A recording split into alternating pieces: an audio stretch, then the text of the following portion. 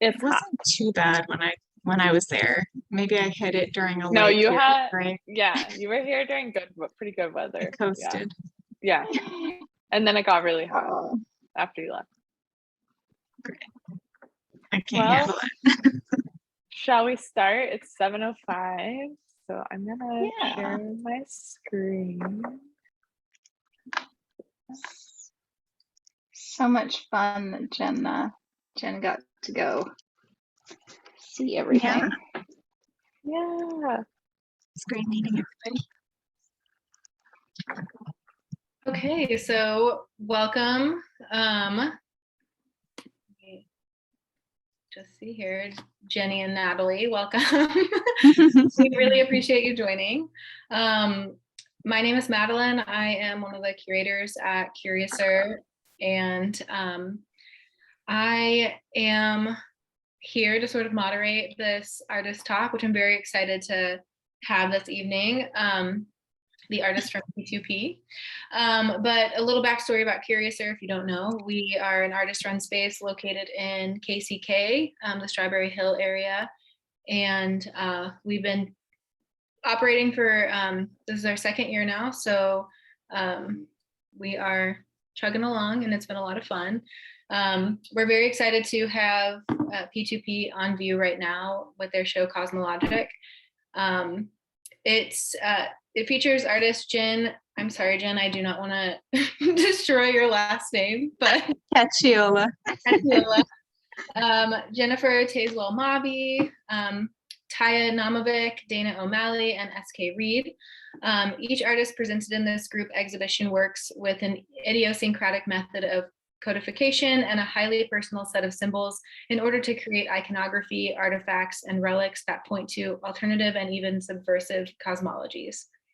So as I said, we're very excited to have them here to talk about their show. And I'm so sorry. I'll go ahead and hand it over to SK to just explain a little bit more about the show and how it came to be. Awesome. Thank you, Madeline. Yeah, so just first of all, we want to thank Madeline and Caesar and Sam from Curiouser. They're just such a great power team. And I've worked with Curiouser before in the past. And so once P2P kind of came together, which it's 5 artists came together, it was just like a treat that our exhibition proposal was accepted and that I got to, since I'm one artist in Kansas City, I'm one of the 5 artists located in Kansas City. Everyone else is located throughout the US and one artist in Canada. It was just a real treat to get to host everyone in my city. So, and especially Curiouser, because they really very DIY. They're really pulling all of this work together, and just super excited about it. So the plan for tonight is to just share a little bit more about the concept behind Cosmologic. I'll share some installation images while I read our exhibition statement. And then each artist is kind of going to walk you through the work that they have in the exhibition and a little bit more about their practice, just to give you a greater context about what's going on. And then at the very end, we'll share what else is going on and how you can kind of keep up with us. So we have 5 artists, like I mentioned. One artist is unable to make it tonight, Taya. So Jen will be speaking on her behalf. So just a heads up. Let's see. Loves to work 1 minute. Okay. So cosmology is defined as a meaningful search for order in the universe. What any group or person believes about the nature of the universe and their place in it has a pivotal consequences for how they choose to understand and respond to all aspects of life. Anthropological cosmologies propose that ideas about the cosmos are an integral part of human art, culture, and social systems. Through the way it shapes an understanding of the world, the study of anthropological cosmologies informs why and how people think and behave in wider culture. In an area of political and cultural polarization and the use of fundamental belief structures to justify dissent, misinformation, and conflict, this exhibition postulates at a macro level the case for an openness to compare, contrast, and understand different approaches to world building. In Cosmologic, the artists function as heretics, postulating highly individualized worldviews. This exhibition will consist of highly personal embroidered tapestries, codified drawings, scroll paintings, listening tablets, ecologically inspired sculptures, and both celestial and quotidian paintings. Through their varying methods and experiences, the artists reflect on the world, real and imagined, what is and could be. Feet on the ground, each artist attempts to make their own meaning of a world utilizing their specific artistic language. Yay! So that's just like the exhibition statement. And now we'd love to just tell you a little bit more about P2P, also known as peer-to-peer. So I'm going to hand it off to Jennifer Mobby, based in Vancouver, Canada. Hi. So we came together. We all met each other individually and collectively through New York City Crit Club. And through that experience of an online virtual postgraduate type crit group educational environment, I think we gravitated towards each other's work, towards each other's philosophies, and kept in touch after the different classes that we were in were over.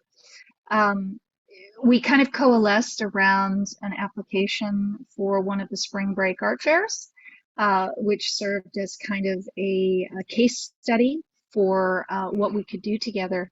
And after that experience, we decided that we would continue to work together.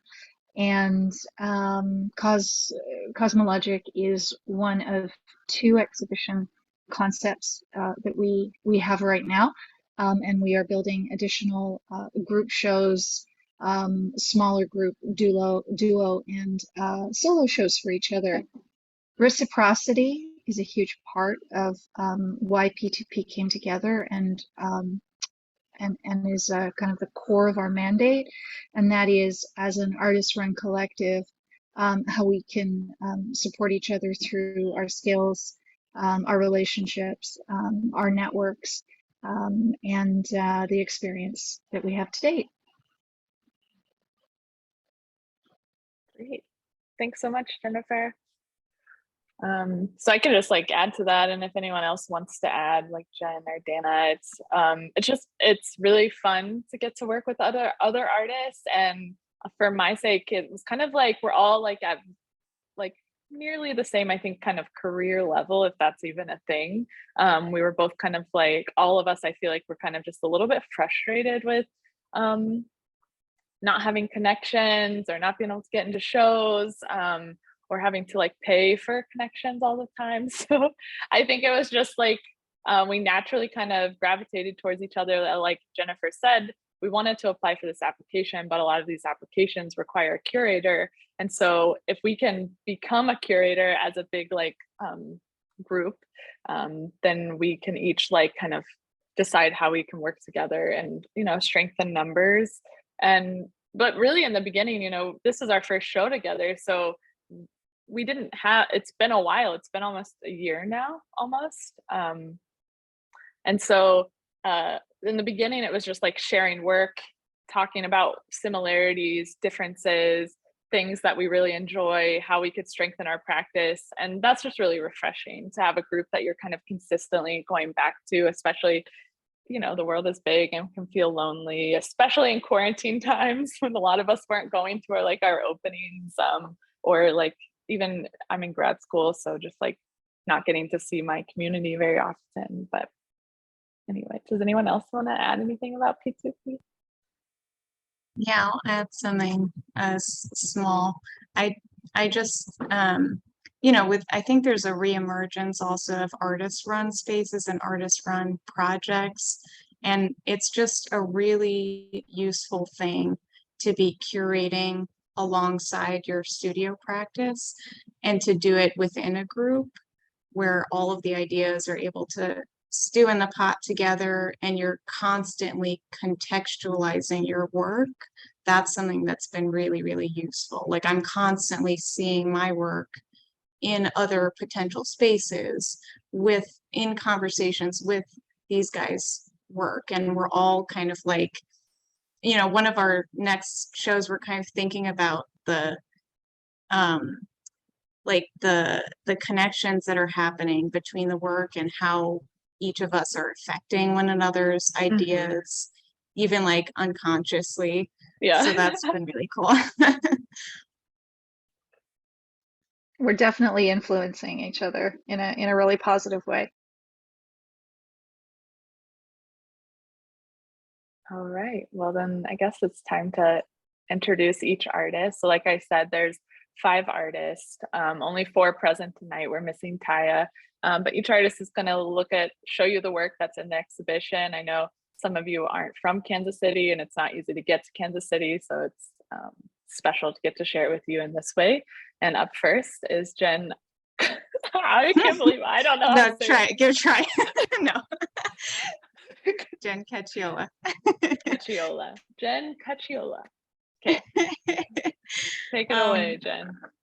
Thanks, SK. Yeah, so I am a mixed media artist based in New York and Connecticut. Sometimes I'm doing installation work, sometimes I'm making smaller pieces, but usually I'm working with fiber, wood, clay, and like interlacing drawing and painting hand, kind of using those materials. Touch and the handmade is really important throughout the work. And like memory and identity being transferred through the act of touch is maybe how I would describe it. And like the embodying of that which cannot be touched. So there's a lot of like material concerns in the more recent work. Slide. Thank you. So for most of my life, I've been really into good and bad history and science documentaries, i.e. Ancient Aliens. And I've been kind of understanding it better now, where like it really, it captures this allure of half knowing something, but feeling like really intimately connected to it. And like this desire to connect ourselves to something that's more stable or like quote unquote simpler than what's contemporary. And so like I've been getting into ancient graffiti and looking at Pompeii walls and stuff, mostly like in this piece on the right and partner pieces to it. But again, like I'm considering the material that those essentially messages, the drawings and text, are interacting with, and like how time maybe fuses them or acts on both these messages and the materials. And like while I acknowledge the ridiculousness of these sources, I do want to be clear that I'm not trying to be satirical in the work. That's not really important to me. My interest is in like the impulses and the nervousness and the desires that are guiding forces and how those forces inform our present day relationships. Slide. So there's frequently a lot of dense layering in the work and really tight value changes. And that just kind of slows the viewer down. It slows the making of the work down to a speed that feels more appropriate to me. It also induces this feeling of like digging and burying and magnifying, which are all cathartic motions for me in the making of it as well as the viewing of it. Also, I want to mention, like, I just had a studio visit by actually Jenny's suggestion with a wonderful painter who's based in Maine. Her name is Jessica Parker Foley, so look her up. And she noticed that I have like all of these creatures with open mouths that are kind of projecting these inaudible sounds. You're assuming they're sounds, and she called them implied sound. And I feel like that also, that accidental theme speaks to like the immaterial and material reacting. Slide. I shift around materials a lot because really I'm letting the individual pieces dictate what they need from me. So, and like individual gestures and objects, even within a single piece, are treated individually, right? So like these leaves had to be leathery and the feet had to be stitched, and that's what made sense for that piece. On the left, on the right, this is like a kind of arched piece where the fabric is stretched, and then there's a series of mirrors that are underneath this poked fabric. And then there's like wood bending and burning happening. So everything is like taken at a very granular level. Slide. And I often revisit work over the course of many years, because I kind of want to come back to it with a different hand, i.e. a different identity, and see how those two like parallel or talk to one another, the two like versions of my hand that are separated over the course of time. Yeah, slide. I also revisit different presences or moments. So for example, this is my grandmother, who in part or full will like reappear in different pieces throughout different bodies of work. And it creates these really specific personal vignettes within larger pieces that could otherwise be somewhat generic, but they become leitmotifs across the body of work. And there's a repetitive nature to stitching that also kind of supports these inclinations in the work. It feels like you are touching over something many times. It has a sense of like holding the object, creating the object with all of these stitches that I like. There's an inherent sense of tension and objectness and transformation through stitch work. So in short, I make objects that are being transformed through touch, and the touch is informed by time. Thanks, SK. That was awesome, Jen.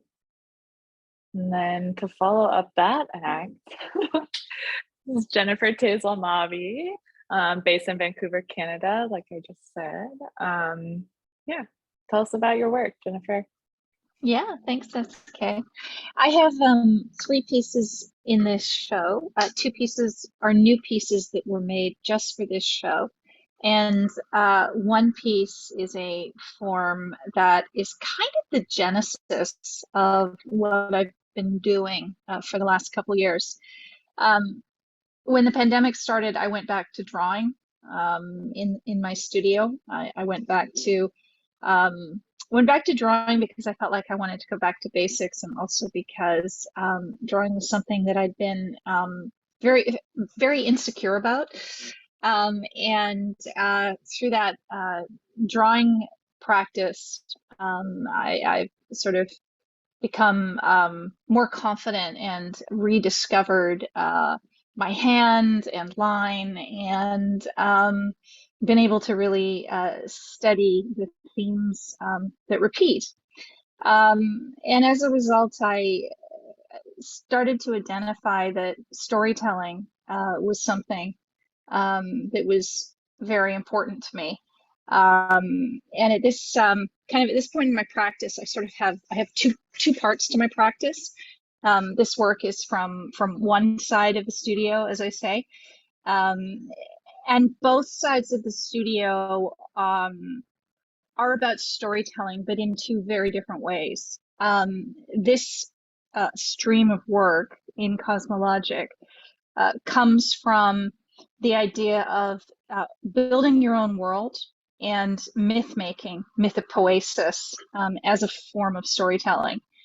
And this origin scroll, which was made specifically for Cosmologic, is sort of the first work of this in this scale not necessarily of this kind, but of this scale. And I see it as the foundation for a continuing, not really a body of work. Like I'm actually imagining that this actual specific piece of work will be built upon and will become more and more and more panels, sort of in line with an architectural frieze, or ancient murals, and the way that they would tell the story of a civilization or of a society, almost from the beginning. So this piece has been named Origin Scroll because I see it as, you know, sort of that ground zero to start learning and world building through the making, which is also something that's important in these works and in the way I'm functioning right now in the studio. This comes from an idea that I heard Kiki Smith talk about, the American artist Kiki Smith, who talked about one of the beauties of being a visual artist, a maker who's also a storyteller, is that unlike a writer, we don't really have to have the story figured out ahead of time. And that she approaches her way of discovering her stories like she was walking around a garden, looking at one plant, and then walking a little further and discovering the next thing that's in the garden. And that's a beautiful visual metaphor that has stuck with me. And this is ground zero. This is the first tree in the garden, literally. And you might see a little bit there with the center panel in the tree, how Jen Cacciola has influenced me a little bit already. This is a large 3-paneled scroll. They're about 11, 12 feet tall. Center panel is a little narrower at about 2.5 feet, and the outer panels are 3 feet. This was all painted spontaneously. I did not do a study or plan this out ahead of time. It was incredibly nerve-wracking as well because there was a deadline to get this done and shipped. But as I'll show you a little later, I maintain a symbol book, which is a continuation of that drawing practice that that was sort of reinvigorated through the isolation of the pandemic. And in that symbol book, I use Asian calligraphy brushes and inks, and make simple line drawings, shapes, and patterns, sometimes transcribed and sometimes invented. And so this scroll, which is that same ink, charcoal, and casein on paper, is a further expression of those symbols and the symbols in the book that I've been generating, and how they could come together in kind of this swirling cosmology of this world that is about to reveal itself to me. The choice of casein is very deliberate with these works. Casein is an incredibly ancient pigment and paint made from milk protein. And the Fauta or the Faudma portraits, the ancient Etruscan portraits of a funerary portrait of a man and a woman, are actually one of the works of art that are in casein. And I've felt that casein is important to kind of connect the ancient past to this cosmological future and origin that I'm developing. Okay, let's move on to the next slide.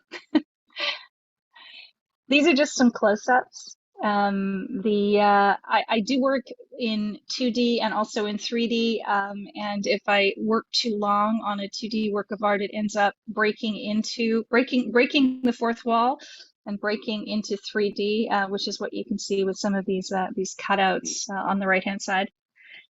Next slide. Here's some pages from my symbol book, both in the black and white ink and in the color. Bodies, plant forms, organic forms are what seems to come most naturally in this type of journaling that I do. And that's what you can see on the left-hand side. the right-hand side is in the symbol book, but it's more like transcriptions from some ancient sources that I'm going to show you in a bit. And it's always interesting to me when I look at these of how the references from the sources I look at are quite similar to the shapes and the forms that come out of my own brain that I intuit. Next slide.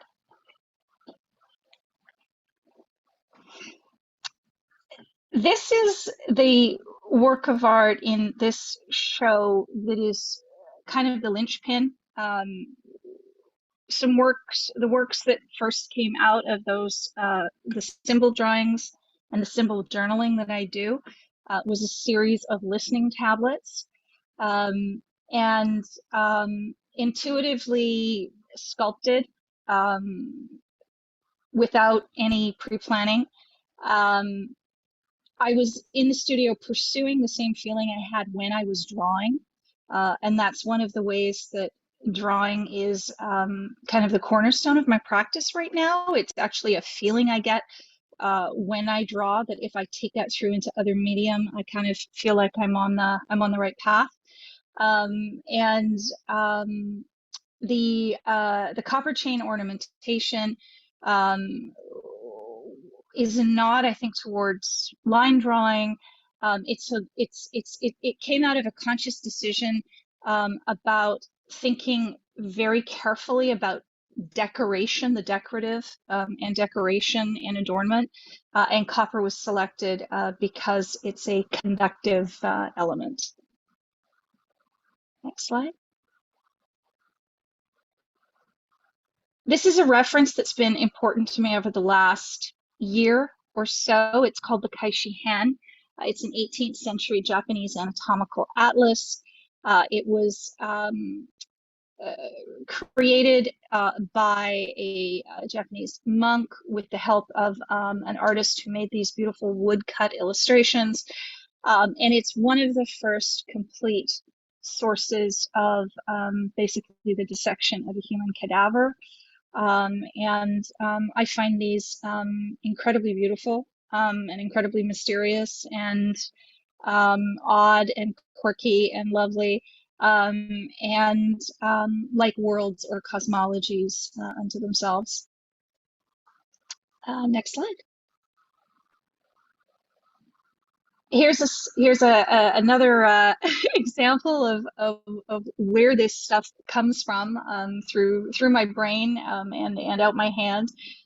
Here's a quick screenshot of an image archive that I maintain that kind of shows this agnosticism I have between the era or the source of the material that I reference, the material that inspires me.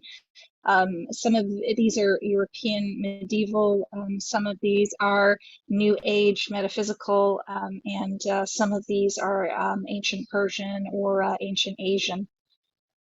Next. And then finally, this is the third piece I have in the show, and the final piece I made for the show, which is a smaller scroll image, casein on paper, and it's an anatomy study directly responding to the Kaishi Han Atlas, and is kind of the interior and exterior and swirling world that this being, this figure, this body lives in all at once.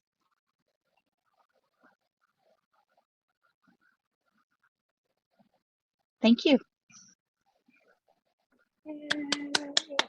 Nice job, Jennifer. That was super interesting for me, even just, and I know a bit about your practice, but I've never seen kind of those research images on the back end. And even when Jen and I were in the gallery together, I was like saying, wow, I wonder where all these symbols are coming from. Like, is this just like living in Jennifer's head, or like, what is she looking at? So that was a treat. Awesome. And so now we have Dana O'Malley from Philadelphia. Take it away. Thanks, SK. And that was great, Jennifer. I learned a lot about your work. Um, so my name's Dana.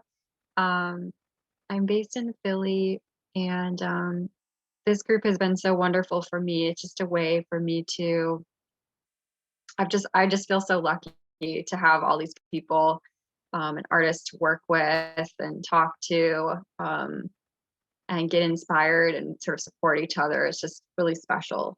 I'm just sharing some images of work that I have in the show. I really am a painter. I always go back to painting. I try to do other things. And there's just something about like the material that just always gets to me. So I'm a painter who pushes painting with some 3D kind of stuff, but ultimately there's always some sort of 2D surface. And this group is really inspiring me to think outside that that rectangle a little bit, while also kind of embracing the constraints.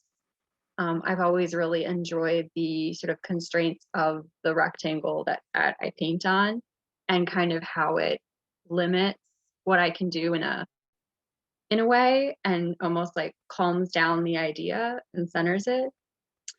So on that note, the work I am working on right now, which is in the show, and also I think is kind of branching out into other bodies of work that will be in some of these other curations and projects that we're working on together, is sort of rooted in still life. So I see these as very quiet paintings, very meditative. There's a lot of paring down that's involved, and a lot of scraping away or covering or veiling. There's a lot of discovery, and I'm very much interested in the process of painting. I do sketch out ideas, but it never, like any other project, never ends up what I think it's going to be. And for me, I see painting very much like the weather. Kind of have to find the mood of the piece you're working on, and then figure out like how to deal with that weather. Right. So this is Blot. It is, I'm also interested in trompe l'oeil. I guess I didn't point that out. So this is a mixture of painted sort of paper towel, an actual paper towel, a napkin, and ink and watercolor and acrylic. Do slide. This here is called Future Versions. And it is very much kind of relating to what I was talking about before, where I make a piece and then I kind of whittle it down, kind of pare something down. So, and on that note, Jennifer, yes, found object is very important to me too, because I'm always gleaning from my surroundings, from the everyday. So in this piece,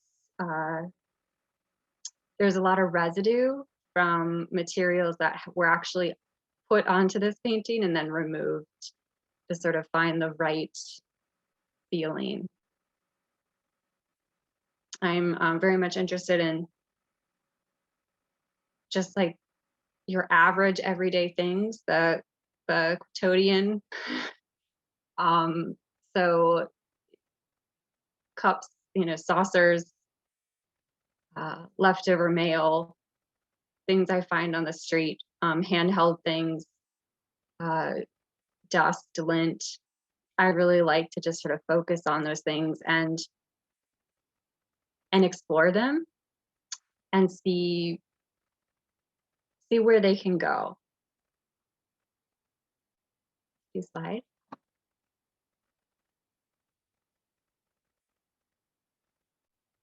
This piece is called Looking Down.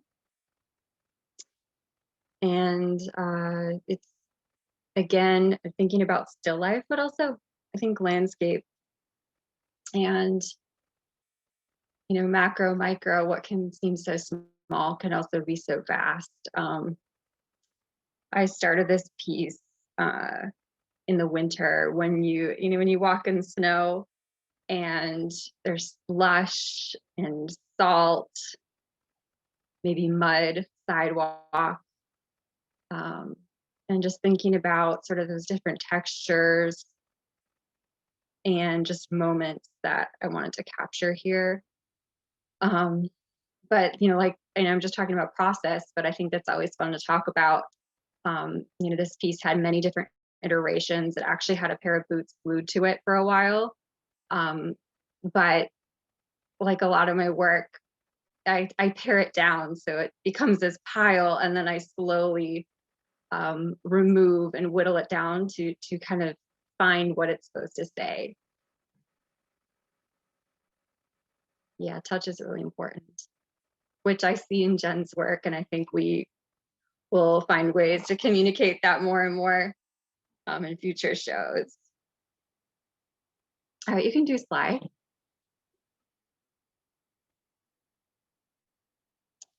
Yes, edges of the rectangle. This sort of connects to what I was talking about earlier.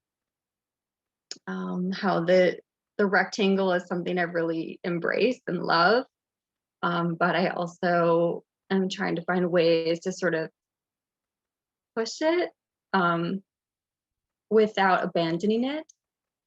And that's just this. I was thinking here, you know, just visually, I was thinking about flags and news and problems pared down to this sort of color block, very sort of traditional, very familiar vibe. And this is actually piles of budgets, corporate budgets that I've whited out and covered up and turned into something else. I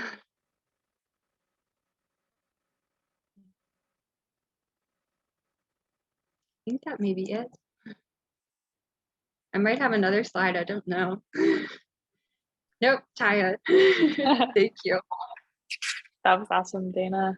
And for me, like, it was really special to have your work in this show because I think a lot of our work is kind of these like grandiose or just like kind of wild, kind of out there like cosmologies of how we're like trying to see these new worlds or like new spaces. And yours really anchored all of us and made these beautiful resting moments. And like you said, residue from the actual lived experience. And then you're creating some sort of piece or worldview out of the literal like stuff that you're finding and collecting and picking up from the everyday. So I just really love it in this show. Well, I think my work feeds off of all these like beautiful, like wild worlds going on around it. And so yeah, I just think it was a great pairing, you know, having all of our different works together. There's a lot of communication happening. Great. Okay. And so next we have Taya's work, and Jen's going to represent Taya for us tonight. I hope she approves when she sees this recording later. So I'm just gonna read her artist statement as it pertains to cosmology. And maybe SK, you can just like slowly flick through the work while I'm reading or something. Okay. Dante Alighieri's 14th century allegorical poem, The Divine Comedy, describes his cosmology as concentric realms of hell, purgatory, and paradise in a metaphysical worldview coming equally from Aristotelian philosophy and current Western European theology. Through Taya Numovich's lyrical paintings, we are catapulted into the atmospheric maelstrom of Dante's whirling spheres and celestial movements. Cherubic-like guides beckon through the maelstrom, but are also enticingly just out of reach. Working back and forth between real media painting and the digital space, Numovich's process underscores this testing of the boundaries between the natural and supernatural worlds and the artist's fundamental and metaphorical questioning of truth. In this manner, her ethereal realm pushes into and against the current discombobulation felt between the virtual and in real life, deep fake and contradictory sources of factual information.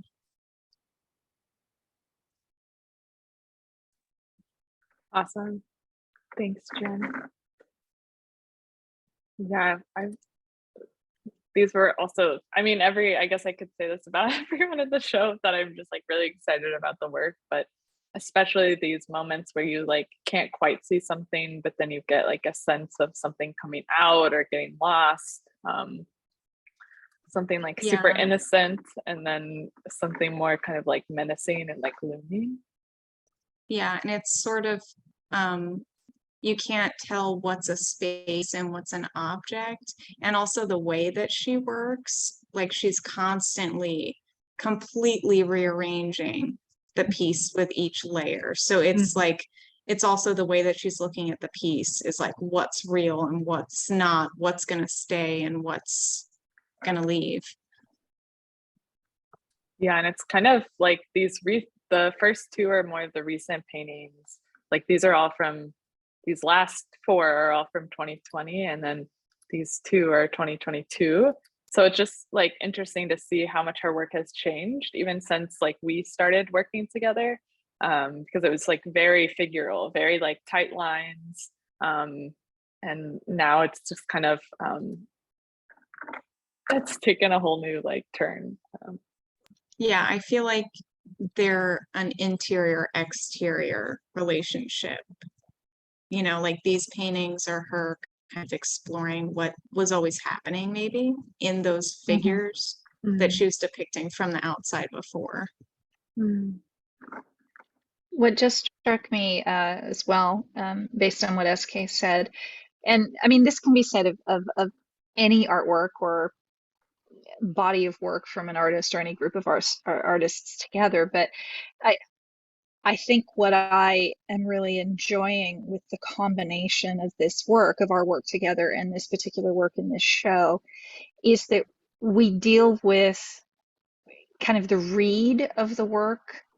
There's a way in which we're all asking the viewer to take a slightly different cadence to read the work. And I would imagine, unfortunately, not being able to be in Kansas City and see it, just as you walk around the installation, there's a way that Dana's paintings are encouraging you to read them, and a pace at which you're encouraged to read them that has a very particular cadence and a very particular rhythm to it. And then Taya's work, you get lost in it in a particular way. As SK, with your installation, there's kind of like a whole spatial three-dimensional thing happening with how people are encouraged to spend time with work. Jen, the detail on your tapestries. And then, if I was to postulate about, my own work, in particular the scroll, maybe something that feels a little bit closer to text, right? Because I'm working with symbols and I'm working with more, a more linear type of shape, laid out in a way that perhaps is more classically, more like classical reading, right? Even though I'm using a scroll format. So it was interesting to have that thought come up while we've been going through this presentation tonight. I love that. Thanks for connecting it all, Jennifer. All right, so it's my turn. So I'm SK Reed, and I'm currently an MFA student at the University of Kansas. It's a 3-year program, and I'm just about to enter my final thesis year this fall. And I'm in the painting drawing department, but as you can see from this first image, and this is my I would say my main piece, but I have some smaller pieces, which I'll show in just a second in Cosmologic. But this was the piece I was really excited about and made specifically for the show. Often I'm working with paintings. Sometimes it's like laser cuts, so the edges are just kind of whatever I can dream up and will fit in the machine. But the flatness often isn't like enough for me as an artist, and I get frustrated with illusion, and I want to I'm like I guess it's like it feels like fake, or it's all about like tricking the viewer. And so that's when like ceramic and sculpture started to become really interesting to me. Even the tactileness of the actual making like really drew me in, because instead of doing something with this stick and like creating this illusion, all of a sudden I'm dealing with form and real space, and like thinking about my relationship, my body's relationship to these objects. And that got me really excited. And so that's kind of where this like 2D 3D started happening. But it's still that like tension that's like super interesting to me, this tension. So I still like in this piece Strange Knees, I still have this raw canvas that's kind of acting as this backdrop, pinned to the wall, and then there's some sort of scene happening on it, and then these 3D objects that rest on top. And so is it real, is it not? It's like kind of confusing, but that's the tension that I really enjoy. And in this piece, I was in a writing and ecology class last semester that kind of exploded my practice. Previously, I was working with characters that were like problematic and were inspired by museum institutions that talked about the limitations of the world and the ways that I wish the world was like better, or problems that I saw that were rooted in the past, that I wanted to be identified and kind of called out, and seeing them in myself. But in this work, I'm kind of letting myself dream and trying to like ask myself who my teachers are. And so in that writing and ecology class, we spent a lot of time outside, and it was very like counter-capitalist. We would like go outside and like make noise to our breath, and like think about like wind entering our bodies and becoming part of this like bigger picture. We would like look at this is all just going to sound super romantic, but we would like look at flowers or look at animals and like try to imagine how they exist in the world and what they think about the world. And so kind of like decentralizing the humans' place on the planet. And so the humans place at the top of the ecosystem, right? We're in this bigger picture, we're sharing all of this space. And I realized I just had a lot to learn, and I just wanted to really listen. And so I was spending a lot of time at this lake, Potter's Lake, near the University of Kansas. And that's where I saw these forms, which I learned were called knees. And they come out of lakes. It's tree roots when they're coming out of the water, but they looked so weird to me. It was something I had never seen before. And that kind of took over for this place. I wanted to create a space that felt strange, unbelievable. You're not quite sure you've seen it before, but maybe you have. And I just felt like, if I can spend more time paying attention, slow myself down and listen, the ways forth, like in a better, more sustainable, more equitable world might be right in front of me. They've just haven't gotten like the spotlight and haven't been like listened to. So this is this piece. And so it's loose canvas, ceramic objects on top, a lot of, like I would work on this kind of like stretched out on the floor, and pour acrylic, like watered down acrylic and gouache on the floor. And I had a lot of like fun making it, and then cut up the sides and made these giant ceramic forms. And then like, usually I use glaze with ceramic, which is normal and like natural, but on these, it was kind of trying to be fearless and not needing to like do something traditionally, fire something traditionally, and like, okay, I can fire it and then cover it in acrylic paint. Why does it need to be like a glazed surface? It's just a sculpture. And because it's not glazed, I didn't have to wait for it to fire, because there's always an element of glaze, right? That's you're coating it and then it melts in the kiln and you don't know what it's going to look like until it comes out. And so being able to paint directly on the surface, I got to like react in the moment to like the color, and that was exciting to me. And other than that, the other works I have in the exhibition are these ceramic objects, and they're more based in like my previous work. And so they're all actually wood fire pieces, and I got to take this wood fire class, and I love the idea of this really high fire process. Wood fire work can be an extremely high fire process, and this process was. And you can paint the surface, but the painting that you make will be like almost completely obliterated and transformed in the kiln, depending on what the fire and the atmosphere does. And that was like exciting to me. This lack of control was something I was trying to embrace. And in the previous work, it was about these characters from the past that I saw big issues with, that were causing pain to so many people in the world, and were privileged voices. And then to put them in the kiln as these kind of like mutated mythic objects, and them being like melted away and kind of transformed, like was really exciting to me.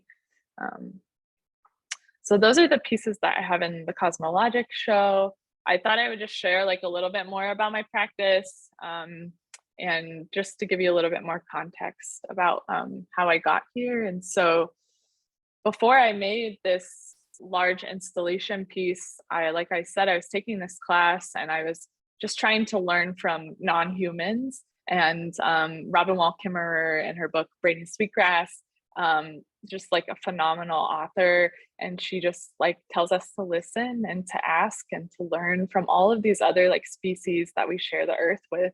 And so I was just going outside and doing some writing and just reflecting and just trying to ask myself, especially in graduate school, like what's important and like when do I need to listen. And as a queer person, like even thinking about my own body and trying to like always be defined as a specific body, and like wanting to be beyond that and be like unnamed. And I found just this like place and this family being outside in this world where like lots of things like don't have names or are unknown, or behave in ways that like we don't really like understand like as humans. And that was like really like liberating. And this yeah, maybe that's where I'll end it. And so when I was starting this series, these works on paper were like the start of that series. I was just like going outside, trying to learn, like trying to listen. And then I would come into my studio with like no expectations and just move paint around, kind of like Dana was saying, and just move things around and just kind of see what comes out. And those were the results of that. And then quickly, so I don't take up too much time, I just want to show a couple past exhibitions. So when I was talking about the older work, this is the older work. And so I had this cast of characters: a knight, a muscle man, an angel, a noblewoman, a jester, that were all talking about a prior time and like myths that were believed and like held up through history that also impact our world today, still exist, and rely on these like large myths to carry them forward. And so this was a show I had at Lady Volkis. Quickly. And then, like I said, I've worked with Curiouser before, and I really love Curiouser. It's an amazing space in Kansas City. And this was the exhibition I had there. It wasn't in 2022. Sorry, the date is wrong on that. It was in 2021, but also in the container space. And that was called Symbols. Same cast of characters. This time I painted the wall to look like a floor, thinking about how disorienting the world can be, and what's left behind. So sort of the residue of these characters and these like things that we're constantly coming into contact with throughout the day were these like ceramic tiles that were like kind of haphazardly placed along the wall that you might just like kind of run into. That's a little bit about my practice. So I'm going to wrap it up. And Jen is going to talk about like the future of P2P and like what's coming up and how you can stay in contact with us. So thanks. Yeah. So as we've mentioned, this is the very beginning of P2P. Curiouser is hosting our very first show. We are working with spaces that we're super excited about for future shows in New York and Chicago and Canada. So we've got our tentacles like actively out right now. So you will hear about new projects coming up, and in general, we are just continuing the organic conversation that's started between all of us to make sure that all the projects we're putting out are accurately representing the evolution of our work, and supporting the thought around one another's work. And so we are though like hoping to open up and like include new faces in the shows. Jennifer mentioned earlier, we're exploring different types of formats of shows, working on maybe some 2-person and solo even, but definitely other group shows that include some new faces. So if you're interested in learning more and like keeping up with us, getting involved, we do have a website, and on that website, you can go to the contact section, just enter your info and you'll stay updated on all of the news and happenings and potential open calls.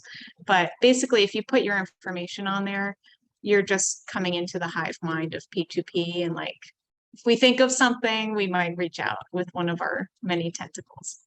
So.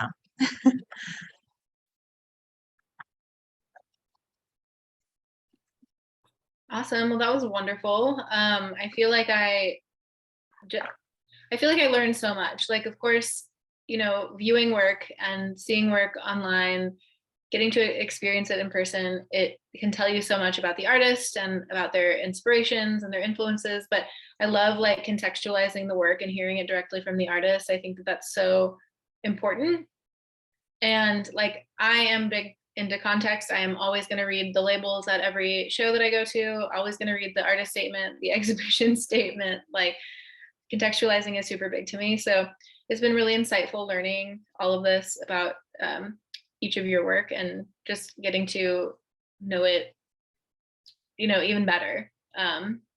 So I want to know if anybody who is, you know, here and has been listening, if there's any questions that you might have for the artist that you want them to answer, or, you know, anything, we can just kind of have an open conversation. Feel free.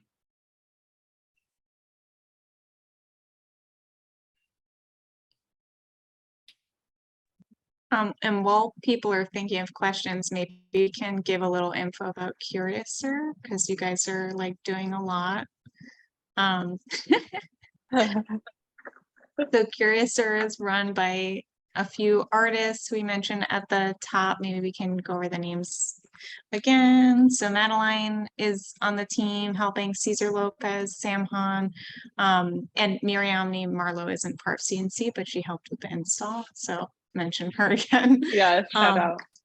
But Curiouser is doing some big things, like really working for the artist community, local, but also just like us, like really starting to branch out and try to make their community wider. So Madeline, if you wanted to add anything, I just figured like we're so thankful to Curiouser, so it's worth mentioning everything that's happening there now. Well, thank you. I mean, we're grateful that we got to be, you know, the first space that you guys got to show in, and I appreciate the love. I really feel like we are, we're hoping to just keep growing. I mean, it's hard for artist-run spaces, as a lot of you know. It's hard for them to keep afloat, and we're very lucky that we're in the position that we're in, and that we have such a dedicated team. We're all, you know, very dedicated to the arts community, and we just want to see it thrive, and we want to build other artists up. And so we're lucky to have the platform to just show incredible art too. So, but yeah, I don't know. It doesn't seem like anyone really has any questions, but Any questions out there? Jenny, I want to thank you for all of your love in the comments. I think that was super sweet. Hey, this is Jenny. I don't. I'm sorry, you were cutting out a little bit. I don't really have a thing. I just wonder how much. Or sorry, you keep cutting out. Maybe if you try typing it in the chat, we could help you out a little bit, but your voice keeps cutting out, unfortunately. Oh, I just wanted to say thank you. I don't have a question. Oh, okay. I just want to say thank you for the Zoom, and the show looks really neat. Like I might try to come see it. I'm probably a few hours away, but it looks really neat. So I wanted to thank everybody. Well, thank you for joining the call. We really appreciate it. Yeah, thanks so much, Jenny. And the show is up until this Friday. So if you can make it, that's not a lot of time, but it's up till this Friday. Oh, yeah. Pretty tight. I might have to go on Friday. Well, I'm going to have a closing reception. So I'll be there from 7 to 8:30. And if that time doesn't work for you, like reach out to me on Instagram, because I'm not too far away. And if I can like get my schedule, worked around it, I'd be happy to meet you there. So just let me know. 7 to 8:30 on Friday? Yep. Okay. I'll look into it. Yeah. It'd be Yeah. fun. That would be fun. And I just wanted to add, like, I think this shows like the power of community, and that's something I've been like challenging within myself is, and some of the books I've been reading is like that in order to survive in this world, like we have to like rely on each other, and we're always taught like about competition and like fighting one another, but that's like getting kind of like like the fact that sentimental. totally different cosmologies make sense together, right? Like in the end, the show is hopeful in a super creative, delicious way. Yeah. And I think go ahead, Jenny. Oh, I really feel like people are putting their heads together, and this can change. You know what I mean? Mm-hmm. And you guys are really demonstrating that. Oh, so thank you.